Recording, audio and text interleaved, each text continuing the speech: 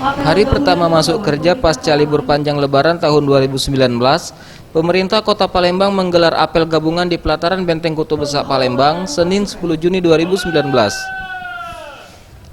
Ratu Dewa Sekda Kota Palembang menjelaskan, apel ini merupakan cerminan dari kedisiplinan dalam semangat Idul Fitri. Dengan digelarnya apel ini, diharapkan semua ASN maupun non-ASND dapat menerapkan kedisiplinan dalam semua pekerjaan, baik dari kehadiran, rutinitas kerja, maupun pengisian daftar hadir.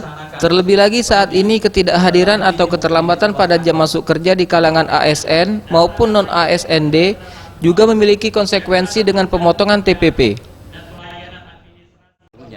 Dari sisi disiplin kehadiran, produktivitas kerja, termasuk pengisian daftar hadir. Apalagi sekarang konsekuensi dari ketidakhadiran itu akan berimplikasi kepada TPP. Maka umpamanya dia tidak hadir, kita 7.30 dia telat, maka ada pemotongan TPP. Karena masih dalam suasana Idul Fitri serta sesuai dengan surat edaran Menpan, di hari pertama ini para ASN yang terlambat masih diberikan toleransi hingga pukul 15 waktu Indonesia Barat. Jika masih terlambat, yang bersangkutan akan dilaporkan secara online dan dimintai klarifikasi atas keterlambatan atau ketidakhadirannya. Tim Liputan, Sriwijaya TV.